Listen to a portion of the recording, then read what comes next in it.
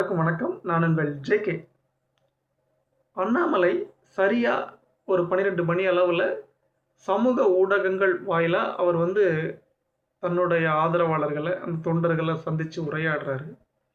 பாஜகவில் இருந்து வெளியில் இது ஒரு முதல் சந்திப்பு. அதுவும் சமூக ஊடகங்கள் அந்த வாயிலாக அவர் அந்த நேரலை மூலமாக அந்த சந்திப்பை முன்னெடுக்கிறாரு. அப்போ அவர் சில விஷயங்களை மக்கள் மத்தியில் வைக்கிறார்.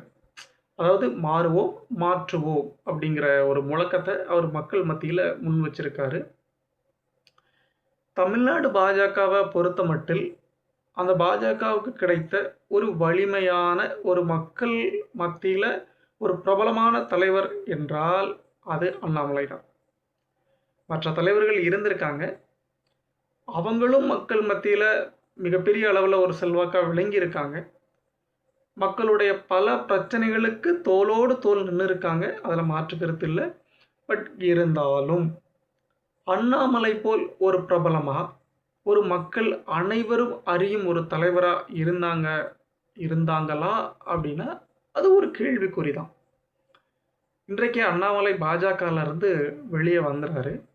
கிட்டத்தட்ட ஒரு 8 ஹவர்ஸில் 1 மில்லியன் அவங்க அந்த ஆப்பில் அவங்க பதிஞ்சவங்க கிட்டத்தட்ட ஒரு 1 மில்லியன். ஒரு விஷயத்தை நீங்கள் இதில் பார்த்தீங்க அப்படின்னா, அந்த அண்ணாமலையோட அந்த ஆதரவாளர்கள் அந்த பதிகிறாங்கல்ல அந்த விண்ணப்பம் 234 தொகுதியிலும், தமிழ்நாட்டில் உள்ள அந்த 234 தொகுதியிலும் இருந்து மக்கள் மத்தியில் ஒரு மிகப்பெரிய ஒரு எழுச்சி கலந்த ஒரு ஆதரவை அண்ணாமலை அங்கே பெறுறார்.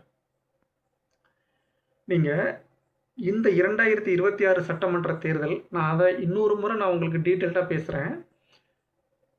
திமுக தனக்கு 2 கோடி வாக்குகள் இருந்ததா சொல்லிச்சு, ஆனால் உண்மையிலே கிடையாது. அது இந்த தேர்தலில் நிரூபிக்கப்பட்டுச்சு. அதே போல் அதிமுகவோட வாக்கு வங்கியிலும் ஒரு சிறிதளவு சரிவு இருந்துச்சு. இந்த கேப்பை ஃபில் பண்ணுற மாதிரி தமிழக வெற்றி கழகம், தளபதி விஜய் அவர்களுடைய தமிழக வெற்றி கழகம் ஒரு மிகப்பெரிய வெற்றியை பதிவு பண்ணுறாங்க. உண்மையிலேயே மிகப்பெரிய வெற்றி. அதை நம்ம இங்கே பதிவு பண்ணி ஆகணும்.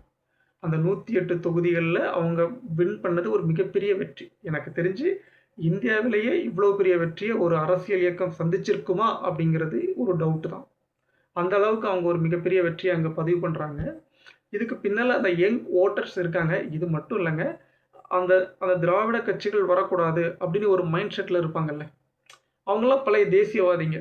தமிழ்நாடு எப்போவுமே தேசியவாதிகளுடைய பகுதி அப்படிங்கிறது நீங்கள் சில முக்கியமான நியூஸ்கள் படிக்கும்போது உங்களுக்கு தெரியும். பழைய காலத்திலேயே தமிழ்நாட்டில் வெள்ளைக்காரனுக்கு எதிராக எவ்வளோ போராட்டங்கள் நடந்துச்சு.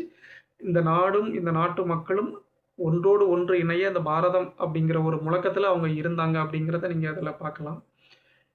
இதில் கூட நான் ஒரு சினிமாவை உங்களுக்கு ஒரு இதாக சொல்கிறேன். இந்த ஹேராம் அப்படின்னு ஒரு படம், கமலஹாசன் அவர்களுடைய படம். அதில் அவர் சொல்லுவார், மெட்ராஸ்,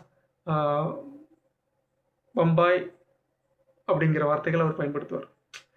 அந்த அளவுக்கு அந்த தேசிய நீரோட்டத்தில் நாம் அதிகமாக பயணித்த ஒரு ஒரு இனம். இன்னும் நிறைய பேசலாம், அதை பற்றி நம்ம அப்புறம் பேசுவோம். பட் இப்படி ஒரு சூழ்நிலையில் அண்ணாமலைக்கு இவ்வளோ பெரிய ஒரு ஆதரவு கிடச்சிருக்கு. அந்த அந்த தேசியவாதிகளுடைய வாக்குகள் நான் சொல்கிறேன்ல, அப்புறம் அந்த ஜென் எக்ஸ் அந்த இப்போ உள்ள அந்த இளம் தலைமுறைகளோட வாக்குகள் இருக்குல்ல, இது எல்லாமே அதிகபட்சம் தமிழக வெற்றி கழகத்துக்கு தான் அது போயிருக்கணும்.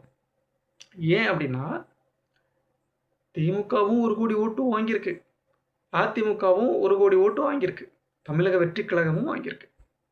அந்த வாக்குகள் போன விதத்தை வச்சு நாம் கண்டுபிடிக்கலாம்.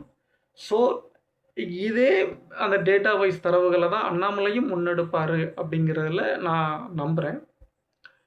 ஆகவே அண்ணாமலையும் சில அரசியல் சார்ந்த சில விஷயங்களை தீர்க்கமாக பண்ணுவார். நிச்சயமாக 2031 சட்டப்பேரவை தேர்தலில் அண்ணாமலை அவர்களுடைய அந்த இயக்கம், அந்த அரசியல் கட்சி 234 தொகுதிகளிலும் போட்டியிடும் அப்படிங்கிறத நாம் நம்பலாம். இதில் இன்னொரு விஷயம் இருக்குது. 2018-19 ஒன் நேஷன் ஒன் எலெக்ஷன் வருது.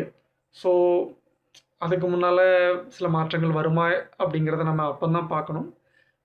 இன்றும் மற்றொரு தகவலோடு நான் உங்களை சந்திக்கிறேன். நன்றி, வணக்கம்.